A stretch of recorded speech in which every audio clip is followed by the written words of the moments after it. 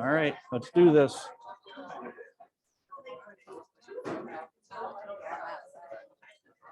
Good morning, everyone. We are getting more chairs. What a wonderful problem to have this cold morning in northern Michigan. But I'm going to go ahead and let us get started because our folks are tuning in online. Yes, I'm waving at a camera right now. We have this talk is being broadcast via Zoom webinar, so we have some guests joining us there, and then we're live streaming on Facebook as well. So I'll be moderating that. So those of you tuning in online, if you have any questions or comments, just feed those into the chat or the Q&A, and we'll add them to the conversation. And welcome everyone. Good morning. This is Coffee at 10. My name is Liz Erlewine. I'm our visual arts director here at Crooked Tree Art Center in Petoskey. And it is a wonderful morning to start with Coffee at 10, a series that Crooked Tree has been doing for many years. And for the past couple of years, we have shifted Coffee at 10 to take place once a week during the run of our exhibitions. So before I introduce our special guest today, I just want to let you know about the programming that we have going on and thank a couple of folks and groups of individuals. So first, shout out to Roast and Toast for sponsoring this series. I see many of you have found the coffee and pastries, but there will be some more at the end. It's really nice to start our morning with Roast and Toast coffee. These programs are also made possible thanks to our members. And I know I have some members in the crowd today, so thank you very much for supporting Crooked Tree Art Center through your membership. If you are not yet a member and want to know more, you can see Kate at the front desk and she will answer your questions. Another thing I should acknowledge is our volunteer program. So our programming is not possible without help from many volunteers. A big thanks to Michelle in the back right now. She helps host this event. So if there's something that you would like to get involved with at the Art Center, you can see Michelle. She'll be happy to answer questions and we'll get you on board so you can help make all of these wonderful programs happen. So a big thank you to everyone there, and thanks of course for joining us today. This season, we are highlighting our Guild Member Salon Show. So this is the 4th year that we've been hosting this exhibition. This exhibition is open to all Artist Guild members. This is a membership level at Crooked Tree Art Center, and it helps support the Art Center. And our Artist Guild members are self-selected artists who then get some perks built in with their membership. And one of that is this open invitation to be part of this exhibition. So we invite all of our Artist Guild members to submit work to include in the show. It's not jury. They get to show whatever they want. There are some rules. We max the size and things like that so we can handle it. But really, it's a great opportunity to recognize the wide range of creativity in our community and showcase the many artists who make this place possible.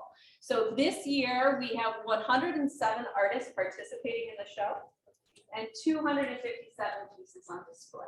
And that's here in our Gilbert Gallery and our Bonfield Gallery. So if you haven't had a chance to take a look, make sure that you take a moment to walk through the galleries and look at all of that work. So then to build our Coffee at 10 series to complement that exhibition, I reached out to many artists who have regularly been involved with these shows and our juried exhibitions. Maybe they're part of our sales gallery or just artists working in our community, and ask them if they would take some time to join us for a Coffee at 10 to tell us about their creative practice. What goes on in the studio? How did you get to where you are now? What are you thinking about? How do you work? All of these wonderful questions that inspire those of us who just appreciate art or those of us who make things, right? I really enjoy these talks, getting some insight as to what's happening with our creatives. So today's special guest is none other than Bob Scudder. I'm so thrilled to have Bob here with me today. Bob, I consider a good friend. He is always someone who I can reach out to and ask help of, and he can help me in so many ways. So he helps install our exhibitions. He helps guide us when we're trying to figure out how to do signs in our building, and all sorts of wonderful bits of expertise, and even comes through when we have to build a giant cake, right?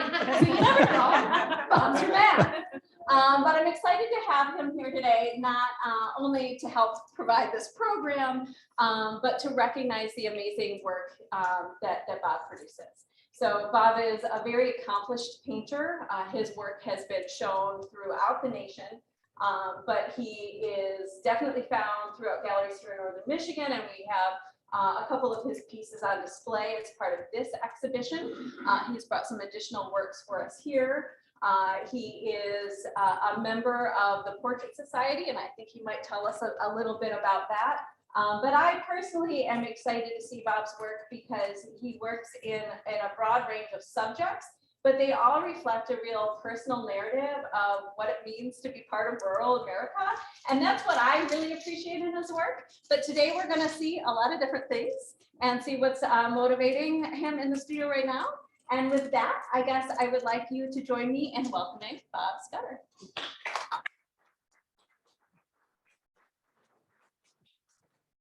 Thank you all for coming. I'm sorry I don't have a picture of the cake. I want to thank Crooked Tree for inviting me to do this, and I also want to thank my family for coming, my wife Erin, and the rest of my family, Sue and Ann, and I want to thank Liz and Megan for inviting me to do this. It's I'm flattered, and I'm a little nervous. I don't do this too often. So I guess I do want to say I appreciate that my family has come, especially my wife Erin, who happens to be a native here. She was born and raised a block away from here, along with my daughter. So okay, I actually need some coffee. So somebody, my mouth is getting dry here. Here, do you want it without sugar? Okay, thank you.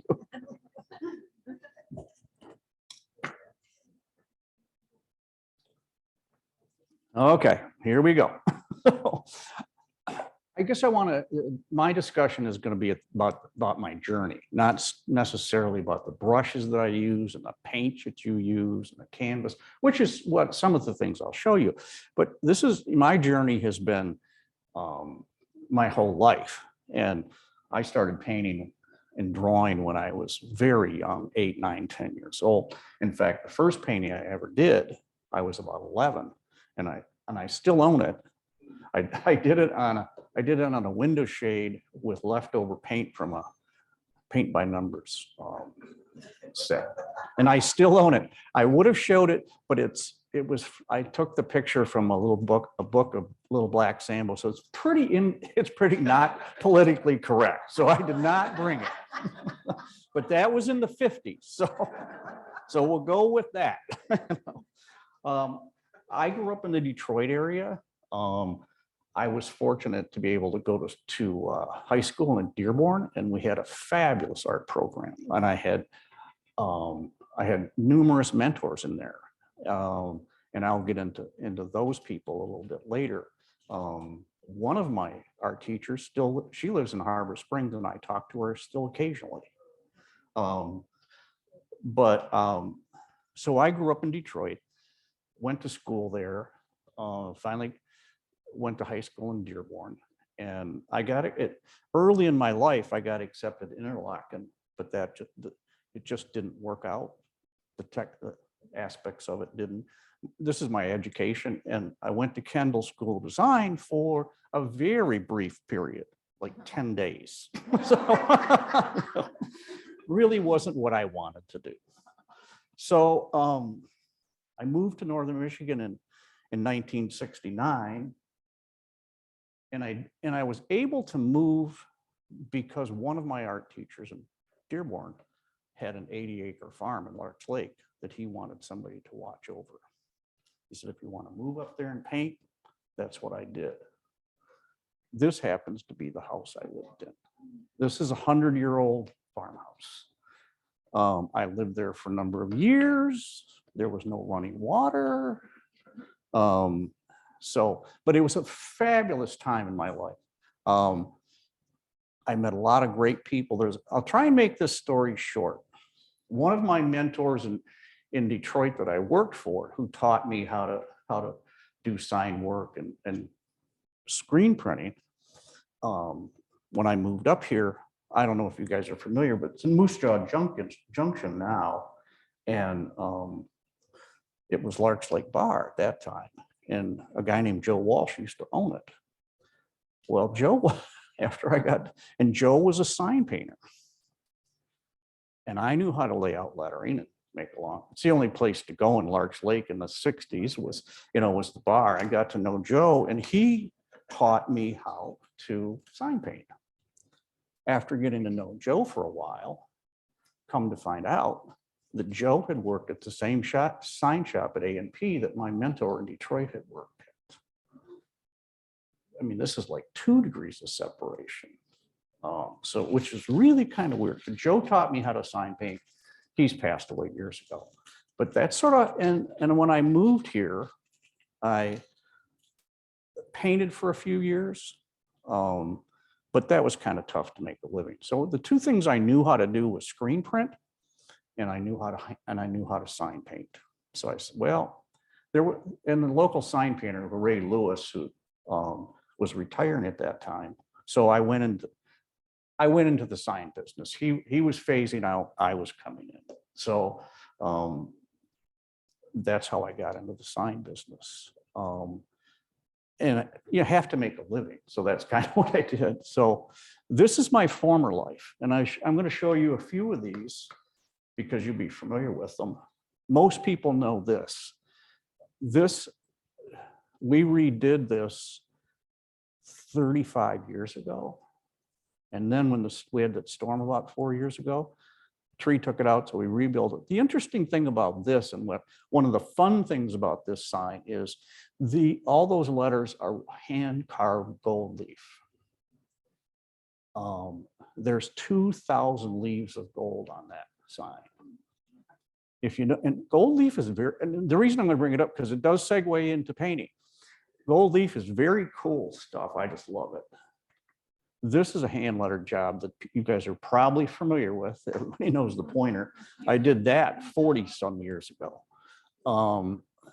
It's been repainted since then, but originally when they redid it, I did that. Now gold leaf is just a cool thing. This is Dan Gerhardt's. Dan uses, a lot of painters use it in their paintings. This happens to be the gold on the back. Gold is 23 karat gold. It's almost pure. It's 4 millionths of an inch thick. And I will pass it around so you can see some. It's just cool stuff. And I plan on using it in some work here. And it's very valuable. Well, it's pretty thin. That's actually adhered to a little piece of paper. How is it expensive? Oh, yeah. A couple $1,000s a box. Actually, by the sheet, it's not too bad. I'm going to guess that piece of gold right there is worth $6 or $7. But when you start laying down 2,000, 3,000 sheets of it, it's very cool. If you hold it up and you hold it in the wind, it blows away. So I was in the sign business for 40 years, and then I did that. And then I decided to go back into painting it when I retired. But before I forget, I want to call out my sister-in-law, Ann, who's my biggest collector because she told me I had to. She owns 8 of my paintings, 1 more on the way, and then my sister-in-law, Sue, who has 6. So I think that she needs to buy more. I only have 4. You only have 4. So this gold leaf stuff, I just think it's cool. I'm going to use it. Dan uses it, and Dan's a very famous painter. And so that's how I segued from my former life to this life. Let's see what we have now. This is just an example of people wonder what you do when you're in the sign business. Well, it's not just stop signs. No, we carve this thing. So it just kind of gives you an example of the kind of work we would do. A lot of it's very fun, and you get to build cakes. The cake was like, how big was, how tall was it? 12 feet by something like that. Oh. This was an interesting project in the 70s. This is a house in La Croche. I spent a year in this house painting these graphics on the walls. These people had they had the fabric manufactured and dyed to match all of the walls. And I know I spent a year because I billed them by the hour, and I had over 2,000 hours in this house, painting all those little stripes. So it was kind of fun. It was actually pretty cool. Now here's some other things that I've creative things I've done. These are copper. This is actually a copper sprinkler. Some more sprinkler. These are all made out of copper and brazed together. This is a fountain. These are all in my yard. This is another one. This one actually, all of these flowers are gold leaf. So they really shine in the sun. Now we'll get to art stuff. Oh, by the way, if anybody, if you have any questions, have no problem raising your hand, and I'll stop because I got an hour to fill up here. What's your question? So the fountains that you just showed us, I had no idea that you made those. Was that all the stuff that you did for you in your yard, or were you doing those commercially? No, I pretty much did them for myself. There's kind of an interesting story behind that.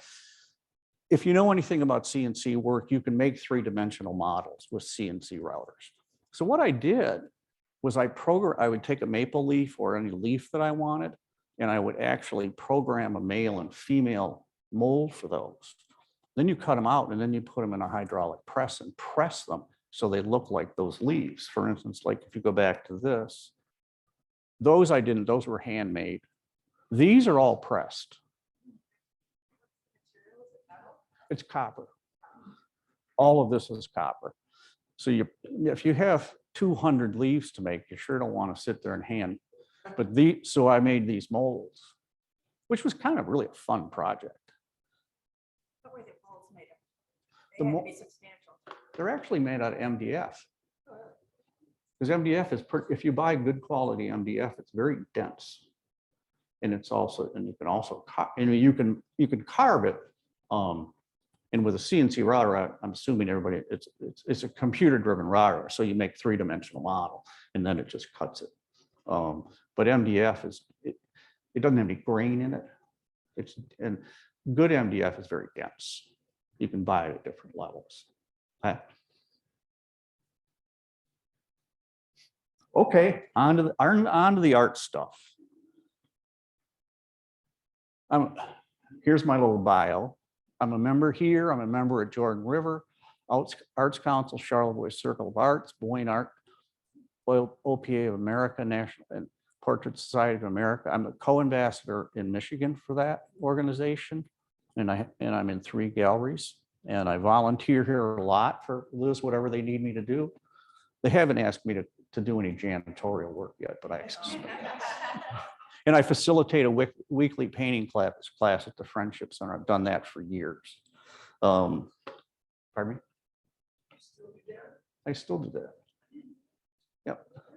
I don't teach it, I just facilitate it. It's not really a class.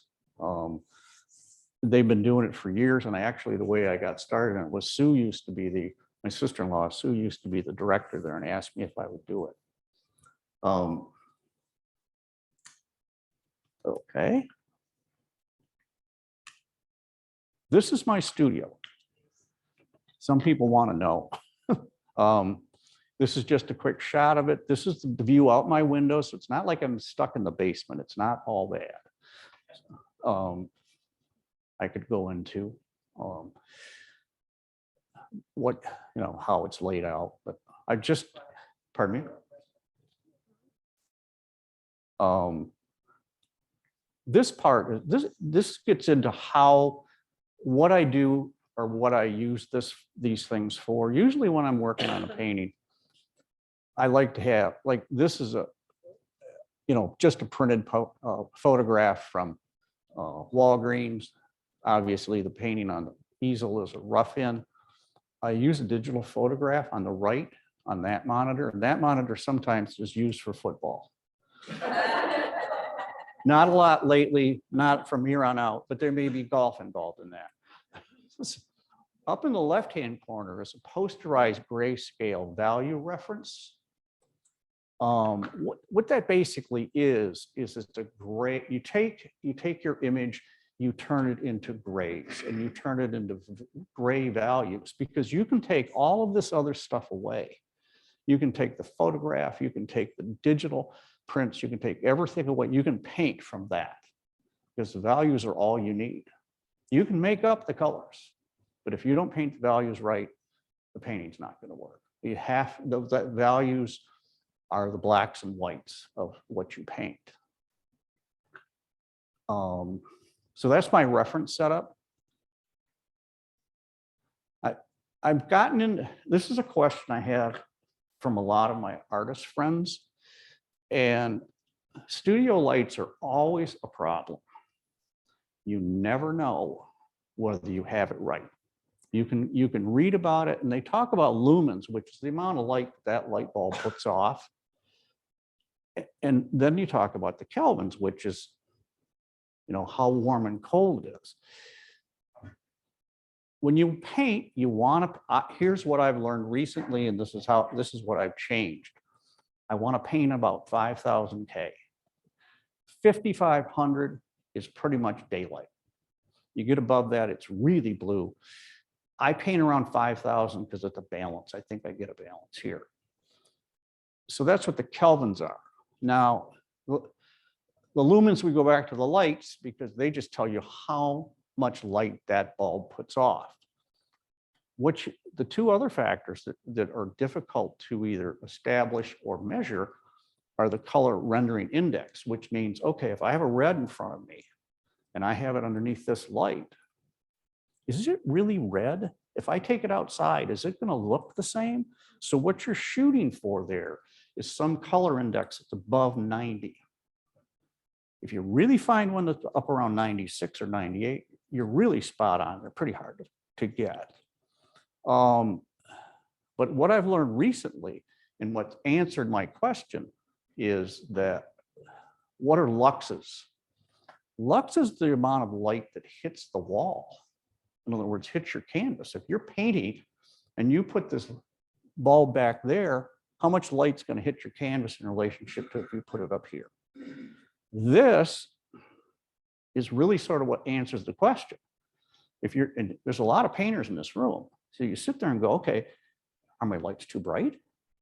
If I take this out, and I think all painters have had this problem, you go out and you bring it in a gallery, you hang it on the wall and you go, oh, that isn't what I thought I painted, because it's either too dark, too light. So, so you want an acceptable range of about 1,000, 1,500. 1,500 gets pretty bright. And you can measure this by this cool little $25 meter, which is a funny story. The guy I was watching on YouTube demonstrating this meter. Says, well, he bought the meter. It didn't work. So he sent it back. He got another meter and it didn't work either. So he sent it back. He got his third meter, and come to find out there's a cover on the top of it. So he goes, well, duh. But this, you can take this meter now and you can put it on this painting and say, okay, what's it reading at? And what do I need to set my studio lights at? That's sort of the defining thing that I've learned recently that I think is very cool. Now, this is pretty much for artists, but okay, any questions about that? What? Yes, Ms. Lance? May I help? So you take your meter and you measure up to the Mhm. You just put it, then you adjust your lights to that. How do you measure the CRI? When you buy it, when you buy the fixture or the light, it will tell you that. Oh, You really don't have a lot of control in the CRI and or the lumens. You buy it that way. Okay. So, and what the cool part of this is that before LEDs, you didn't have options for this. You got a yellow light bulb and that was it. So now you can control a lot of that stuff. And I've been using it about 3 weeks. I think it's very cool. So. Oh, this explains this lux. There's your light source. How much hits that? So how much do you get to the surface based on how far back this light is? What's the light and the light meter? So are you using the light meter to adjust your lights in the studio to read the same way they would say on the wall at Cricket Tree? Yeah, if I'm going to measure these before I leave, and let's say these are at 800, 900, 1,000, I'll adjust my lights in my studio for that. So that it reads the same. Yes. Studio in here, but you don't always know. No, you don't. But the average household is going to be in that 800 range. Right. So in other words, if I measure it here, I would suspect it's a little less than what's out in there in that room. So but at least it gives you a baseline. And I'm going to assume that most artists, that when they do this, we've all been in our studio going, all right, how bright do I make these lights? That's what we're trying to determine here. That's what we're trying to define. And this is a way to measure it. So. Okay. Now, on to materials. I pretty much use 2 types of material. One is oil primed linen, and one is what they call ACM, which is an aluminum composite material. This is kind of a cool thing that I'm able to do because I have access to a very cool router that allows me to do this. This is basically a sheet of aluminum with a polystyrene core, and this I can route it out and bend it and then glue it together. So we take this and we run a V groove around the back and we just bend those sides up. So you're making your own then? Oh yeah, yeah. Actually, the signs you're buying are going to be built just like that. So they will be exactly that same thing, except they won't be silver. But no, I mean, it's bulletproof, it's archival, it lasts forever outside. It's cool stuff. And a lot of painters are starting to use it because of what it is. Now, I'll send these around. One's ACM and then one is oil primed linen. Pardon me? It's very smooth, very smooth. So what I'll do with this is I'll sand it, and then I'll gesso it, which gesso is basically a primer you put on canvas or whatever you're going to paint on. How many colors does that come in? Lots. Why do you ask? No, I'm not. I'm Last week, we talked about sandpaper and coming in different ways and black, yeah. and I didn't know whether that came in black. It does come in black, but you would still have to prime it with gesso, which is white. So even if you bought it in black, you probably would gesso it and it would end up being white. Do you have to rough the surface before you gesso it so that Yes. it has, yeah. Usually I'll usually sand it with something around 150, 220. I do that a couple of times and I wipe it down with alcohol. You wipe it with alcohol to pick up the. Mhm. Then I'll put 2 or 3 coats of gesso on it. And you don't have to bend it like this. I mean, what you see there, I use a lot of that. I mean, I just paint on it and put it in a frame. This is just a cool application. Oh. So, and yes, Ann? So are artists in general getting away from canvas because it can stretch and it can rip, or are you kind of in your own niche? No, you can actually, all of the art supply houses sell that stuff now. But to answer your question, there's stretch canvas, there's canvas panels, people will paint on masonite. I can't really definitively answer your question because some people love to paint on stretch canvas. There's pros and cons to that. The con is that you can dent it, you can rip it. Aluminum, you can dent it if you hit that hard enough, but you got to hit it pretty hard. So you know, most painters are looking for, they're always looking for some surface to paint on. And, you know, the years ago, you used to paint on masonite. Some paint on MDF, which is medium density. But I think that, sort of to answer your question, is that I see a lot of people moving to panels and some of them are moving to aluminum. You can cut it in a circle. I've seen people do circles with it. So. I have a question. So historically, and I guess even in contemporary practices now, artists paint on copper as well. Would you imagine that there would be much difference between working on aluminum versus copper? Is there any kind of chemical, anything that happens with the paint? Well, copper is going to patina. I have never painted on copper, which is interesting. You can buy this with a copper surface on it.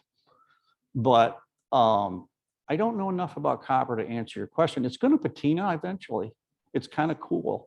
I don't know how you would prep it because you know, with anything that you paint, whether it's a wall or a house or a panel, I think you got to prep it somehow so you get a tooth to it. So I can't really answer your question, but I know of painters that do paint on copper, and it's very cool because you get this patina that comes through it. Okay.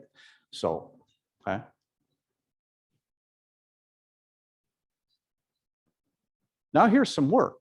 So, we talked about the technical stuff. I have a rule of thirds.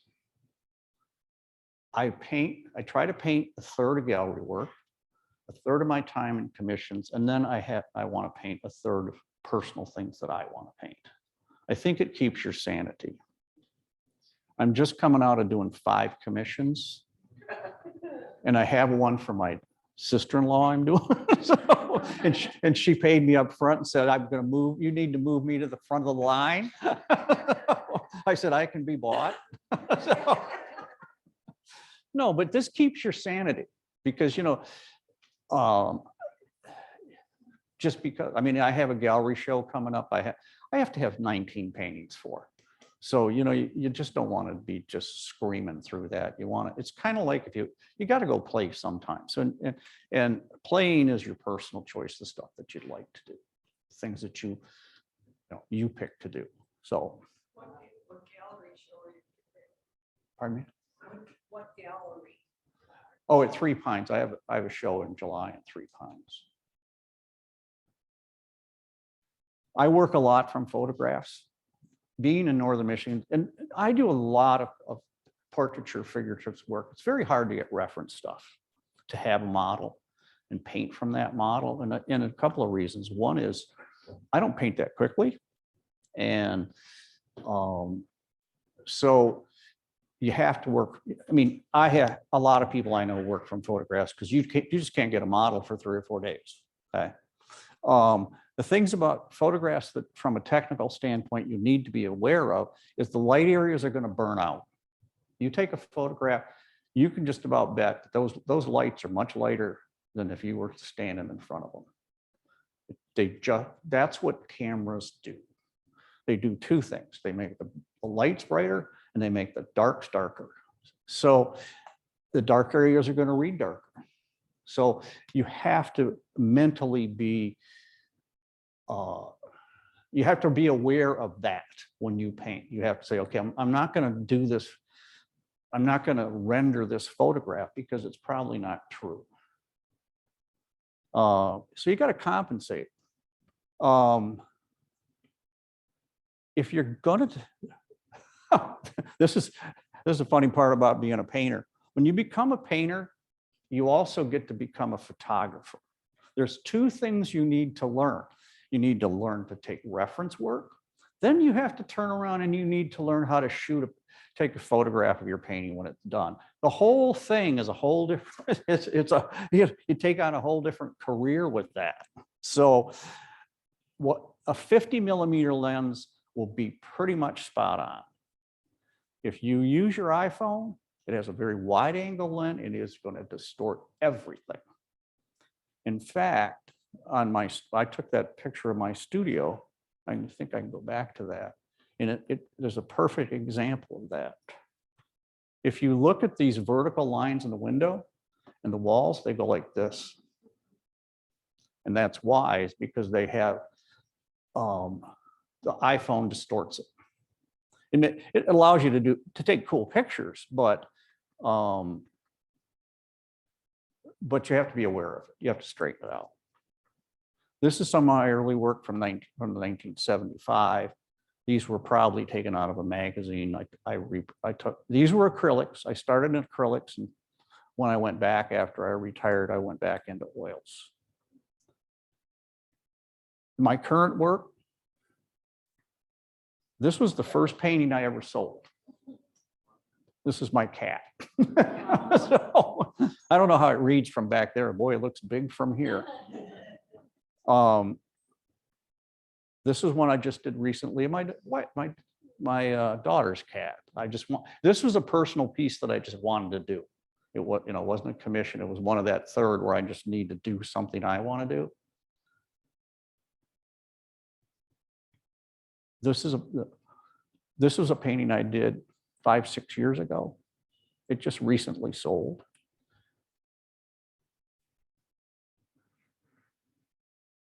This is a commission I did last summer or the summer before. This was a friend of mine. He was my golf partner. This is a picture when he was 13. He turned 80 last year, and his children asked me to do this portrait of him on his horse when he was training him to do tricks. That's the original photograph. That's the painting.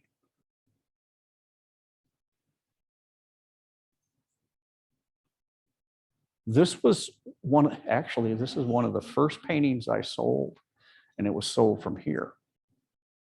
I can tell you the stories behind this if you want. This is actually my 2 sisters and my stepbrother and his wife were walking down the street in San Diego.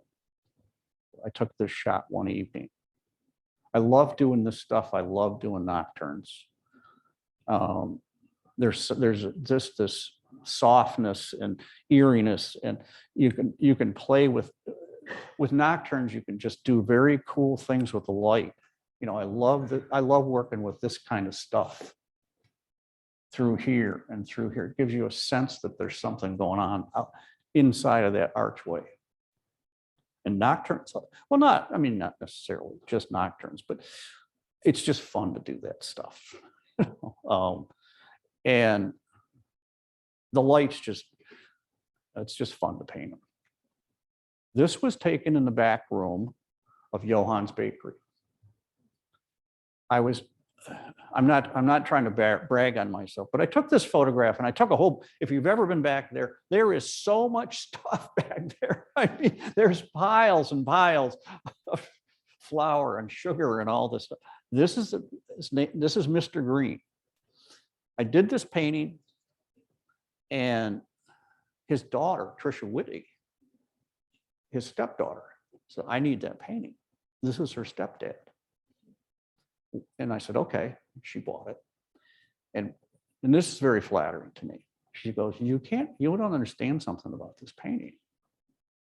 She goes, you captured my father exactly like he is. He had polio as a child, and that's the way he stands. I was kind of blown away a little bit. I thought it was very cool. This is a reference. I took this. They used to have a barn in Boyne Falls that they had music at. Does anybody remember the name of that? Okay. Everybody does. It's now moved to, yeah. You guys just jump in anytime you want. I'm trying to fill an hour up here, guys. This is an old friend of mine. You know this person.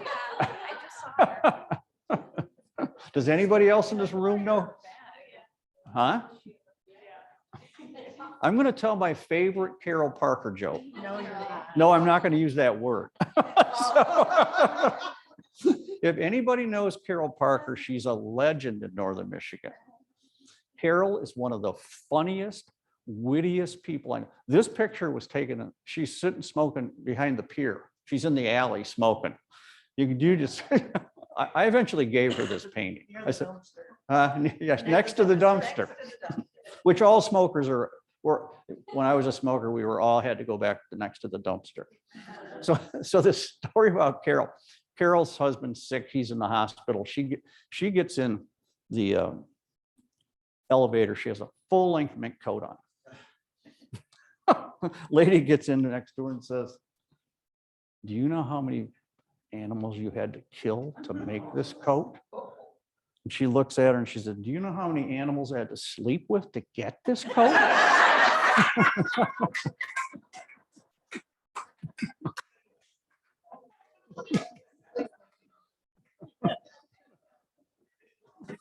I mean, she's one of these, she's one of my favorite people. She is so quick. I always tell people this. It's like, I wish I was like that. I'd be driving home going, I should have said this.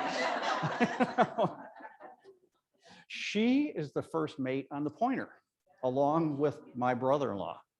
He's the captain. She's the first mate. Don't ever tell her I told you that story. But now that it's on the web.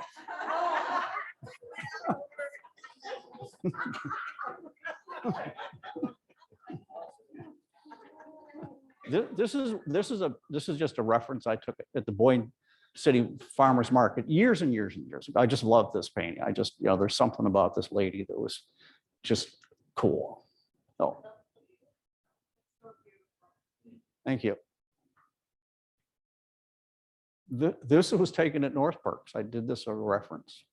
I just love doing this kind of stuff, like Carol, and obviously I don't know who this lady is, but there's a solitude, and you take his stuff away. There's stuff you just don't need in these, I mean, you just leave out a bunch of stuff. You just don't need it. And this was all about the light. It's always about the light. If you catch some great light, you're fortunate. I love this painting. So it finally sold after like 6 years. This was a reference. Now, obviously, I redid the backgrounds, and this guy was driving this tractor at the Flywheelers event in Boyne Falls. And I'm going, look at this guy. I mean, he's got a wife beater shirt on, with stars and stripes. I mean, this guy is just cool. Plus, look at the way the light hit it. Oh, and I took all the other peripheral stuff away. This I took with my sister-in-law in Charleston. This guy's making pizzas. Talk about taking stuff away. There must have been 200 pizza boxes stacked up around him. I'm not painting that many of those. That's sold, right? Yeah. I have a collector that has about 8 of these. You're gonna get 9. So. All right, I'm ordering another one. Anybody else out there want to order one? Well, this is at Spring Lake. Look, I mean, this is just, you see this guy fishing with his son, and I obviously took all the stuff away. I just wanted those guys to be standing there, and that's an old painting. That painting's probably 7 or 8 years old. Another one at Spring Lake. This I took at the Flywheelers. This guy mentors these kids to be, what's the word I'm looking for? Blacksmith. Nice guy. I mean, he that's what he does. But he doesn't sell his stuff. He doesn't promote it. I don't even know what his name is, but he's always mentoring these kids. And this is about the light. The trick to this was to get this glow on him that coming off the light on his arms. This one I did last year. I love doing this kind of stuff. You have to be very careful when you take pictures of people and children. If you're very, technically, this was from a long distance, and I said, but I love doing this kind of stuff. I mean, what's not cool about that? This kid's got his, you can tell his dad's on his phone.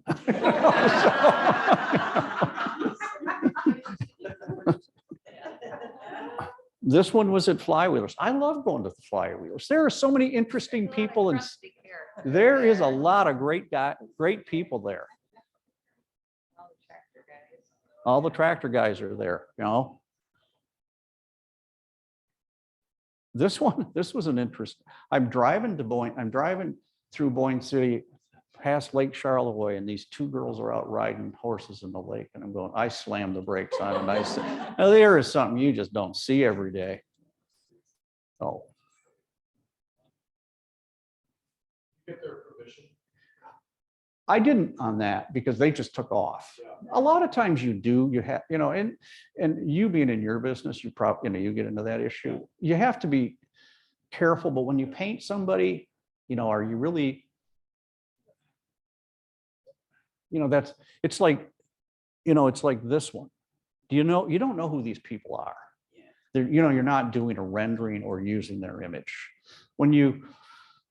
If you use an image, let's just, one that you feel that you should get permission to answer your question, you normally ask permission if you can make that happen. And I like to do that. I don't like to not do that. But sometimes it just doesn't. I mean, you have this woman in the middle of the lake. I mean, what are you going to do? Pardon me? That's my grandson. Yeah. And then they come after you. But to answer Dave's question, you know, and I don't do this. I will search for a reference image online for maybe a piece or a part of a to use in a painting. And I'll show you an example when we get further down the line.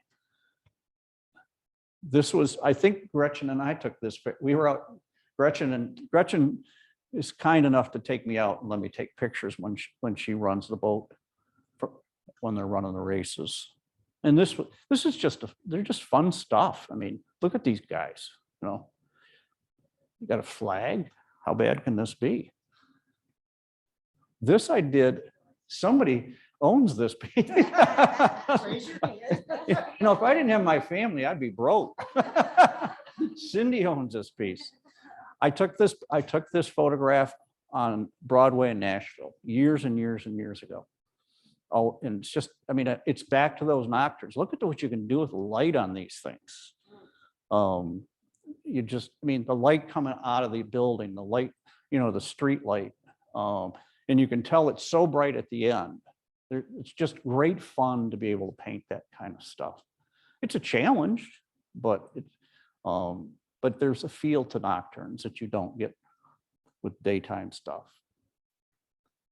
Portraiture, my favorite thing to do.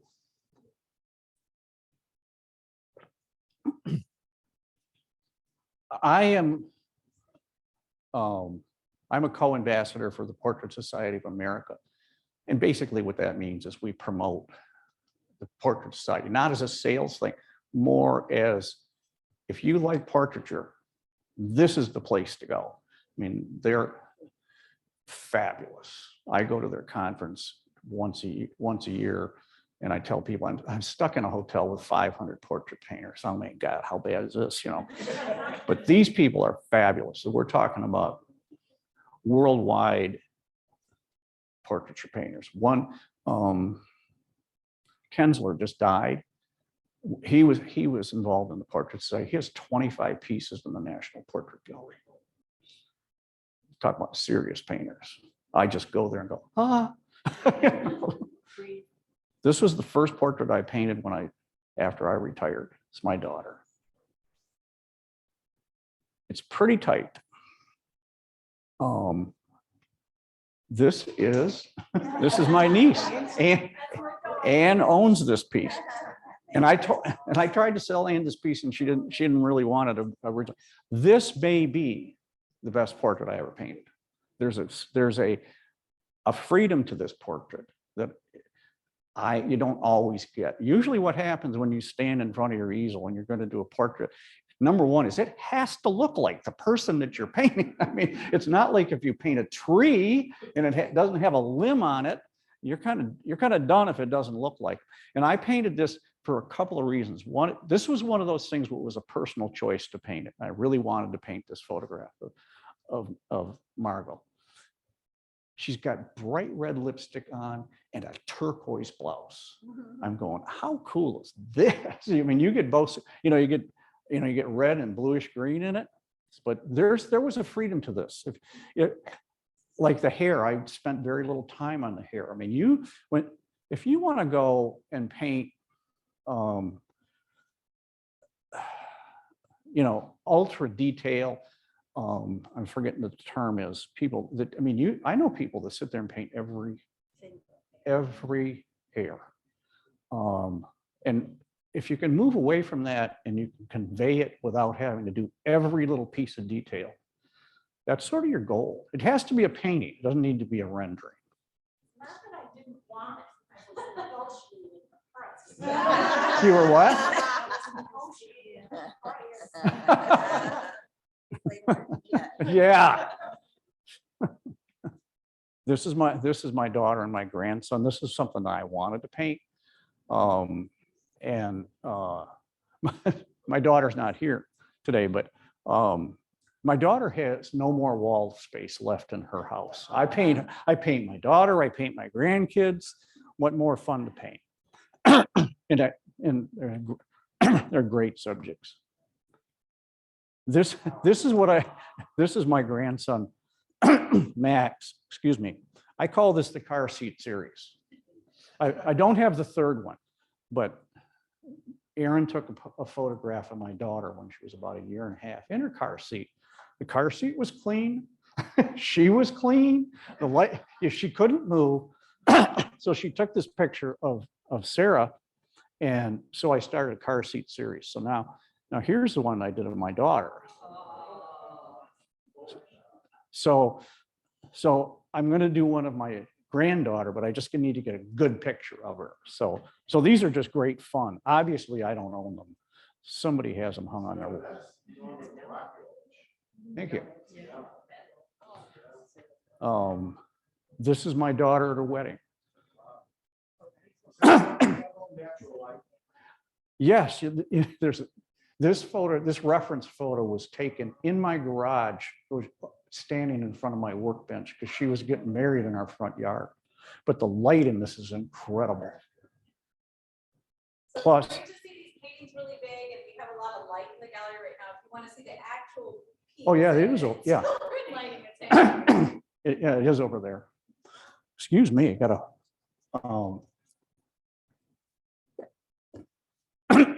But I mean, this is Harper. This picture was taken reference at my daughter's wedding. This is a transitional painting for me. And it's here. I brought it for a reason. Excuse me. I beat my brains out to paint this painting. I probably spent a month on it. I could not get it. I couldn't get it. I couldn't get it. But I worked so hard to get it and it came out so well. It's not a matter that it came out well. It just came out like I wanted it to.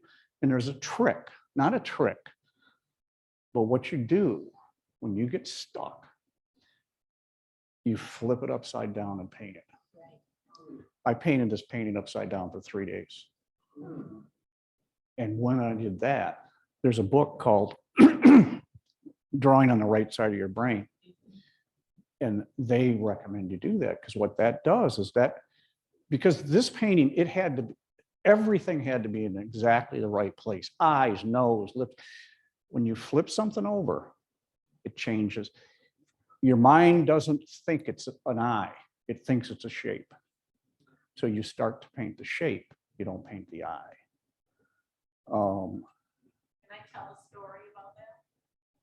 Okay, her favorite Uncle Kyle was getting married that day, and that child pouted over not a single smile. She was so upset, and it just captures the mood. They did. And, I'm gonna bring, I've got a frog in my throat, you can come up. Just FYI, if you look at this painting very carefully, and you may if you come up and look at the painting, on the right side, you could, her father's holding her. Holding her. This is his shoulder. And you can't see it in this very well, but he was holding her and she was pouting. This is a painting I will never sell, just because you get to a point, where you're painting along, and all of a sudden you're working on one, and things just click. It just works.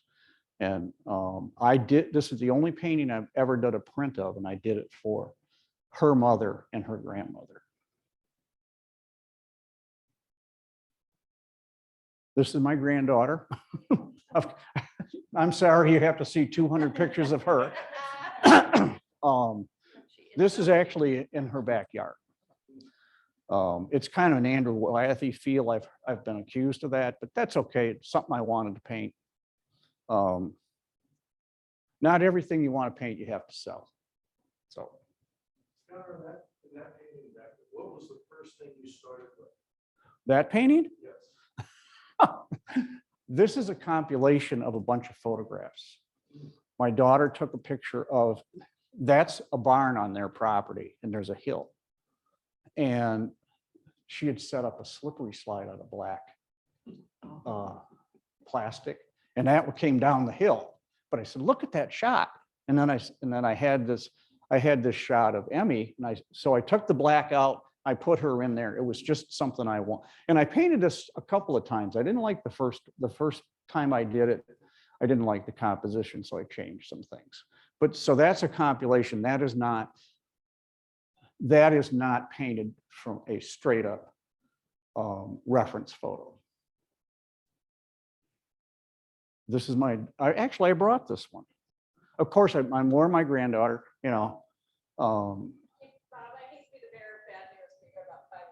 Oh, okay. Well, then we better go. Well, I didn't fill up an hour. This I did for the School of Ballet. They used it as a promotional piece. These are some ballerinas that sort of spawned from there.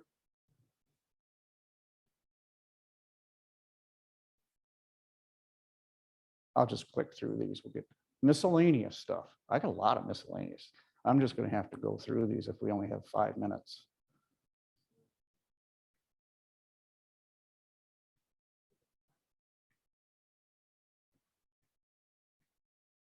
I did this train series. I still do a few of these.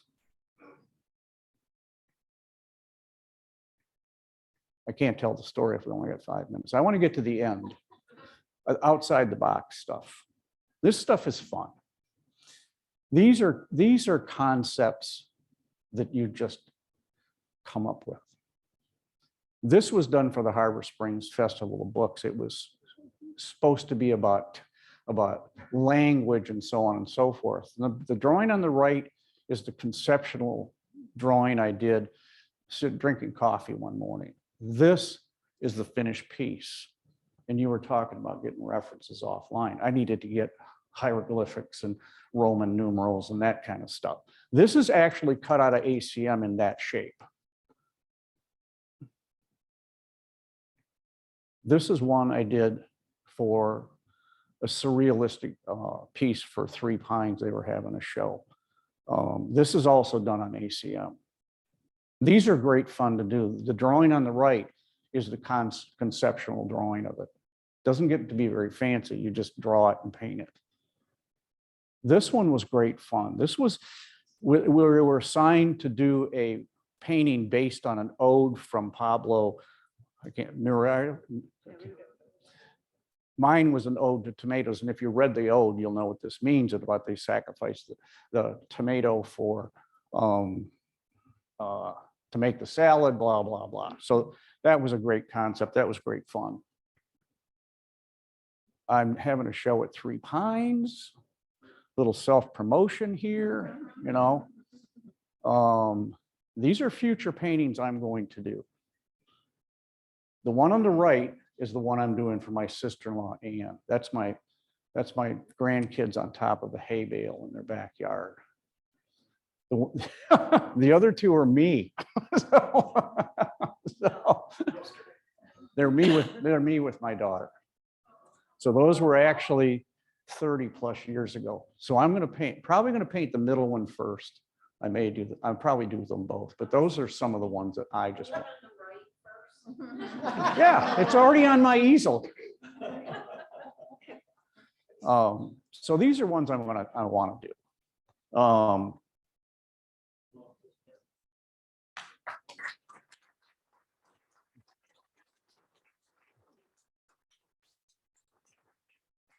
I did fill up an hour. You did, well done. Good job. Yeah, we're gonna go ahead and open the doors in case anybody has to head out, but I think if you want to take a couple questions. Yeah, then- you want to, anybody got questions? This is where people don't answer. No. Any questions from the gallery? What got you started into portraiture? That's kind of an unusual interest. I've always liked figurative stuff. Always have drawn it. Always have drawn hands, faces, people. I'm not a very good landscape painter. It's not my forte. So I don't really do much of that. There's people that they really have a eye for that. That and plein air work. It's not something that I really do much of. I find it very frustrating. One of the reasons is I don't paint fast. And when you do plein air work, you got 3 hours. So I do have some stuff up here if you want to look at this. I have some things from the Portrait Society. They're just their quarterly but if somebody's interested just to go, oh, this is what they do. I'm not trying to, there's nothing to sell there. It's just a matter. And I do that because when I first started painting here, there was no one to go to, no resources, no internet, no anything. So what we do, what me and my co-ambassador do, is we promote it to say, hey, if you want to do figurative work, if you want to do portrait work, here's an organization that just does this, and that's what they do. And I wish I would have had that at 20. So that's why I'm involved in promoting that.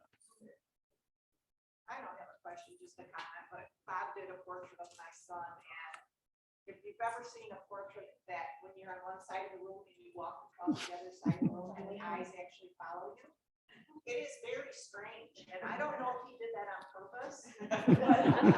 It's like that SpongeBob show. And that's what happens, no matter where you are in the room, it looks like he's looking directly at you. It's very strange. I didn't do it on purpose. I didn't do it on purpose. Yes.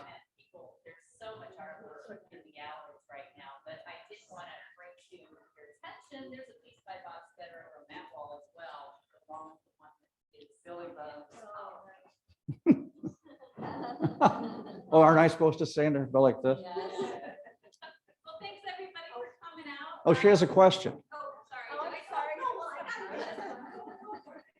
Okay, your paintings are so beautifully quiet, and it kind of just brings down your blood pressure looking at your work.